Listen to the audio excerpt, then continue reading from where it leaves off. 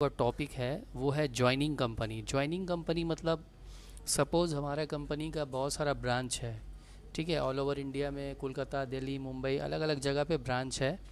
और फाइनली सब जगह का जब हम लोग को ये देखना हो तो सबका जो बैलेंस शीट होता है, जितने भी अलग अलग सिटीज़ में मेरा कंपनी है, तो उसका बैलेंस शीट को हम कैसे कॉम्बाइन करके यानी ज्वाइनिंग करके देखेंगे कि कहाँ पे कितना प्रॉफिट हुआ और कितना लॉस हुआ। उसके लिए फ़र्स्ट हम लोग क्या करेंगे, कंपनी को स्टार्ट करेंगे। तो फर्स्ट क्या करेंगे, कंपनी क्रिएट कर लेते हैं। ठीक है, सपोज़ कंपनी का नेम जो है यहाँ पे मेंशन कर दिया, कंपनी का नेम मेंशन किया, यूनिक कोलकाता। यूनिक कोलकाता जो है, इसको जो है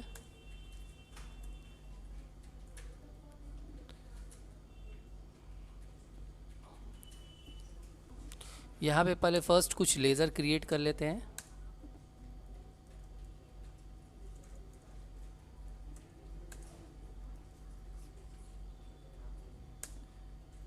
विथ ओपनिंग बैलेंस, ठीक है।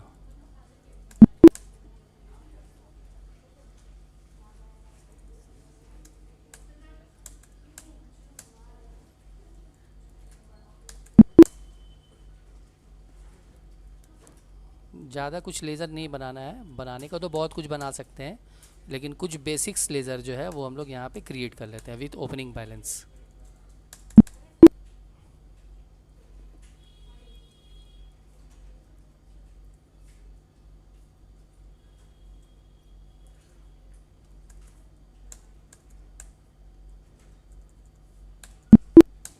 ठीक है, लेज़र्स क्रिएट करने के बाद यहाँ पे हम लोग चले जाएंगे, जाके चेक करेंगे प्रॉफिट एंड लॉस में कि इस कंपनी में हम लोग का क्या हो रहा है। और डिटेल्स के दिखने के लिए प्रेस ऑल्ट F1।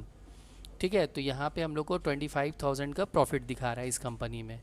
अभी सेम टू सेम दूसरा जो कंपनी है हम लोग का, उसमें लेज़र वगैरह सब सेम रहेगा, तो हम लोग लेज़र वहाँ जाके क्रिएट क्यों करेंगे, यहाँ से लेज़र को ट्रांसफ़र कर लेंगे। और लेज़र ट्रांसफ़र करना इससे पहले वाले क्लास में हमने सीखा है कि उसके लिए हम लोग को डिस्प्ले में जाना है और यहाँ से लिस्ट ऑफ अकाउंट में आना है। और लिस्ट ऑफ अकाउंट में आने के बाद यहाँ पे करना है ऑल्ट P और ऑल्ट E। ठीक है, ऑल्ट P ऑल्ट E। ठीक है, तो यहाँ पे लेंगे default all languages XML data format, यहाँ पे अदरवाइज सब सेम रहेगा। यहाँ पे मास्टर डॉट XML, इसके बारे में हम लोग एक्सप्लेन कर चुके हैं कि क्यों ये सब क्यों लेते हैं, ये सारा कुछ अब तुम लोग को बता ही चुके हैं। तो यहाँ पे ऑल अकाउंटिंग मास्टर ले लेंगे।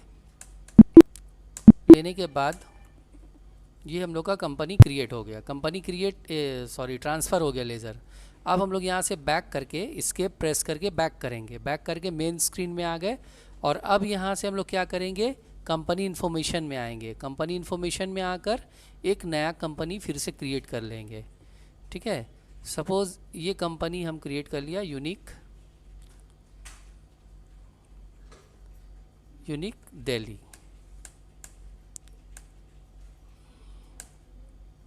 कंट्रोल ए से एक्सेप्ट कर लिया। एक्सेप्ट करने के बाद स्केप करेंगे और मेन स्क्रीन में आने के बाद यहाँ से चले जाएंगे input of data, master dot XML combine opening balance. और इसका बैलेंस जाके थोड़ा चेंज कर देंगे, यहाँ से लेजर्स में जाके ऑल्टर में जाएंगे, ऑल्टर में जाके यहाँ से या फिर मल्टीपल ऑल्टर में जाके करेंगे तो ईजिली सामने दिखेगा हम लोग को। यहाँ से ओपनिंग बैलेंस थोड़ा चेंज कर देते हैं,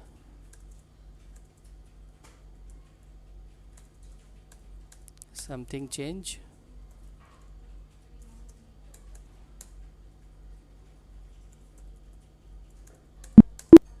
अब ये आप एस्केप करेंगे, एस्केप करके यहाँ से फिर रिटर्न हम लोग दोबारा जब इस कंपनी का प्रॉफिट एंड लॉस चेक करेंगे तो इसमें हम लोग को 7,000 का लॉस दिखा रहा है। उसमें प्रॉफिट था फर्स्ट कंपनी में। ठीक है, इस तरह चाहे तो 2-3 कंपनी अलग अलग हम लोग क्रिएट कर सकते। फिर से कंपनी इन्फॉर्मेशन में गए, सपोज़ एक और कंपनी हमने क्रिएट कर लिया। ठीक है, एक और कंपनी हमने क्रिएट कर लिया यूनिक मुंबई के नाम से। ठीक है, इसका महाराष्ट्र दे दो। कंट्रोल A करके एक्सेप्ट कर लो।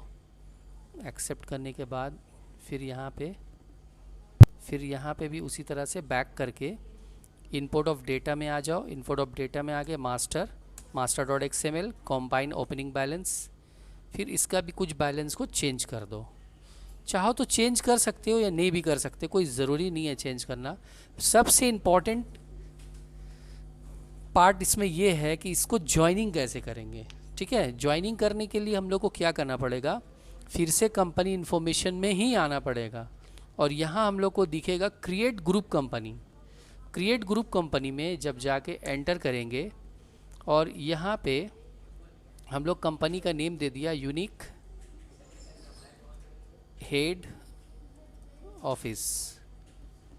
ठीक है, अब यूनिक हेड ऑफिस से हम लोग देखना चाहते हैं, इसको कहीं पे भी कर दो, किसी भी स्टेट में कर दो, सपोज बिहार में कर दिया।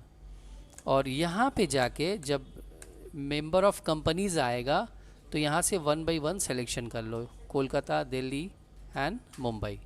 एंड ऑफ लिस्ट करो, यस कर दो। अब उसके बाद यहाँ से एस्केप दबाओ। एस्केप दबाकर जब इसका प्रॉफिट एंड लॉस चेक करेंगे ना, तो प्रॉफिट एंड लॉस में जाके फिर ऑल्ट F1 दबाएंगे तो ये टोटल ओवरऑल जितना भी है सबको कॉम्बाइन करके दिखा देगा। तीनों कंपनी का जो कॉम्बिनेशन है, जो भी उसमें जो भी लेज़र्स का जो बैलेंस है वो सब बैलेंस को ऐड करके दिखा देगा यहाँ पे कि टोटल हमारे कंपनी का टोटल रेंट कितना एक्सपेंसेस है, टोटल सैलरी कितना एक्सपेंस है, टोटल इनकम कितना है, कमीशन और कितना इंटरेस्ट इनकम है। तो ओवरऑल सब कुछ करने के बाद फाइनली अपने पास 43,000 का नेट प्रॉफिट है। तो ये था हमारा ज्वाइनिंग कंपनी, जहाँ पे हम लोग बहुत सारे कंपनी को इस तरह से अटैच कर सकते हैं, और भी ब्रांचेस हो सकता है कंपनी का। तो ये सारा कंपनी जो है ऐड करके हम लोग ओवरऑल पूरा वो बैलेंस निकाल सकते हैं। That's all. में आज का जो हम लोग का टॉपिक है वो है स्प्लिट कंपनी। स्प्लिट कंपनी क्या होता है, जैसे सपोज़ 1 ईयर का जो फिनेंशियल ईयर होता है, जैसे आपका अप्रैल से स्टार्ट हो रहा है, मार्च में एंड हो रहा है। ठीक है, तो इसमें क्या होता है, हम लोग को अगर कभी ऐसा देखना हो कि 6 महीने पहले उसका क्या प्रोग्रेस था और 6 महीने के बाद क्या हुआ उसका, तो इस तरह का कुछ डिफरेंस अगर देखना होगा तो हम लोग पार्ट पार्ट करके देख सकते हैं। तो उसको स्प्लिट कंपनी बोलते हैं। तो उसके लिए फ़र्स्ट क्या करना पड़ेगा, उसके लिए फ़र्स्ट हम लोग को एक कंपनी क्रिएट करना पड़ेगा। ठीक है, सपोज़ एक कंपनी हम लोग क्रिएट कर लिए, कंपनी का नाम XYZ कुछ भी दे देते हैं, कोई इश्यू नहीं है।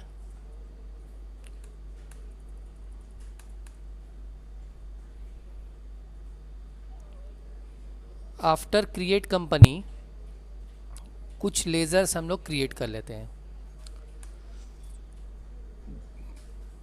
जो बेसिक्स लेज़र है वो सब लेज़र हम लोग क्रिएट कर लेते हैं। जैसे रेंट हो गया, इनडायरेक्ट एक्सपेंसेस में सैलरी हो गया, इनडायरेक्ट एक्सपेंसेस में कमीशन रिसीव हो गया, इनडायरेक्ट इनकम में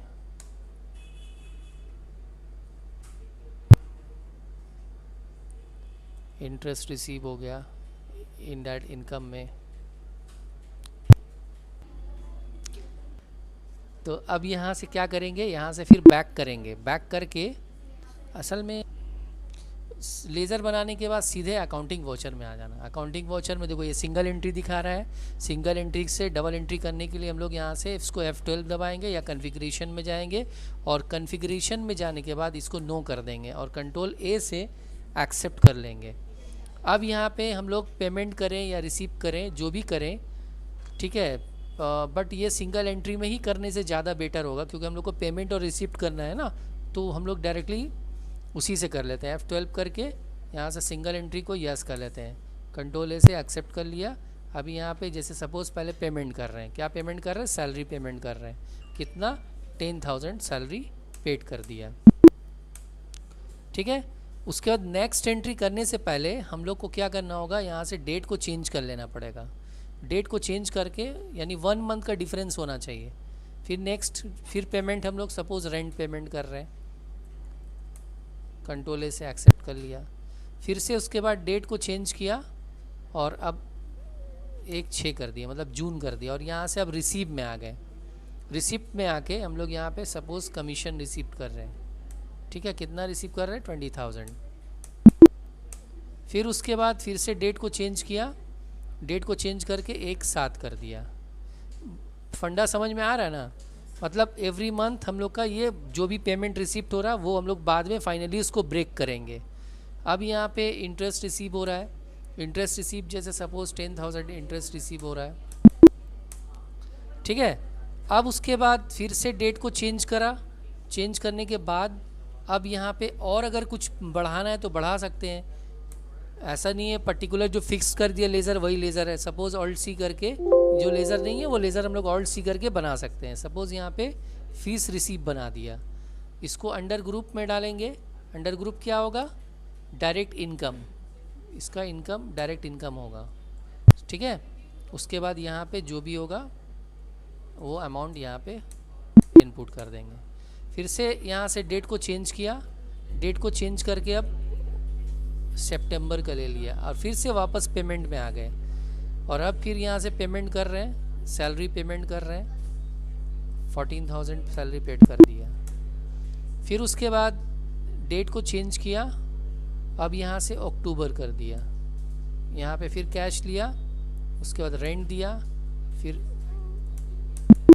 फिर से उसके बाद यहाँ पे डेट को चेंज किया, 1 नवंबर कर दिया, कैश लिया। सपोज हम लोग को ऑल्ट सी करके यहाँ पे बना दिया टेलीफोन बिल, इसको दे दिया इनडायरेक्ट एक्सपेंसेस में।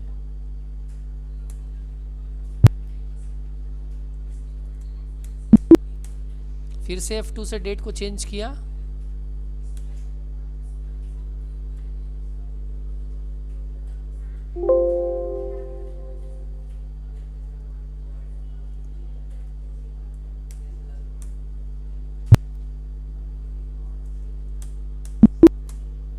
ठीक है। फिर से F2 से डेट को चेंज किया और अब यहाँ पे दे देंगे 1/1/2024, ठीक है। फिर से रिसीव में आ गए, रिसीव में आके फिर यहाँ पे कैश रिसीव कर रहे हैं, कमीशन रिसीव किया सपोज 13,000। फिर उसके बाद फिर डेट को चेंज किया 1/2/2024। फिर उसके बाद यहाँ पे कैश लेकर फिर से हम लोग अब इंटरेस्ट रिसीव किया,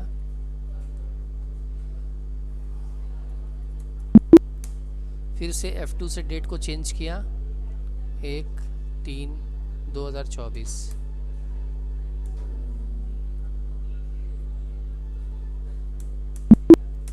ठीक है। फाइनली अब यहाँ से बैक करके जब हम लोग जाके चेक करेंगे प्रॉफिट एंड लॉस, तो यहाँ पे 33,000 का हम लोग का नेट प्रॉफिट दिखा रहा है, ठीक है। तो अब हम लोग को ये देखना है कि 6 महीने पहले क्या प्रोग्रेस था, उसके बाद फिर क्या हुआ। तो वो देखने के लिए हम लोग को यहाँ से सीधे कंपनी इन्फॉर्मेशन में आ जाना है।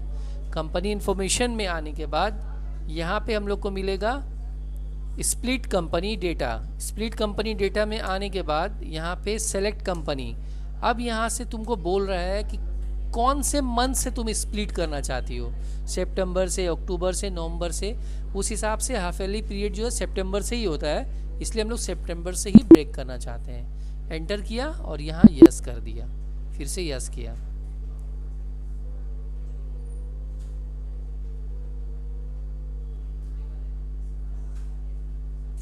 ये स्प्लिट हो गया।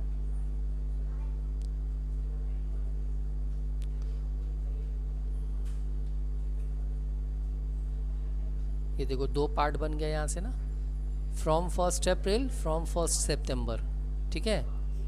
जब यहाँ पे तुम चेक करोगे यहाँ से, मतलब जो भी है 1 अप्रैल से यहाँ से जब हम लोग देखेंगे तो यहाँ से हम लोग को जो बैलेंस शीट दिखा रहा है, यानी प्रॉफिट एंड लॉस जो दिखा रहा है, वो दिखा रहा है क्या कि उस वक्त हम लोग का 27,000 का प्रॉफिट था, ठीक है। उसके बाद फिर क्या हुआ, फिर नेक्स्ट जब हम लोग सितंबर से देख रहे हैं, तो सितंबर से जब प्रॉफिट एंड लॉस हम लोग चेक कर रहे हैं तो उस वक्त 6,000 का नेट प्रॉफिट आया।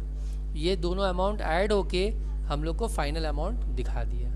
तो इस तरह से हम लोग 6 मंथ का स्प्लिट करके देख सकते हैं, ठीक है।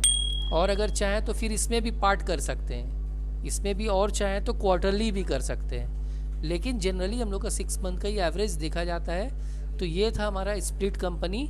That's all.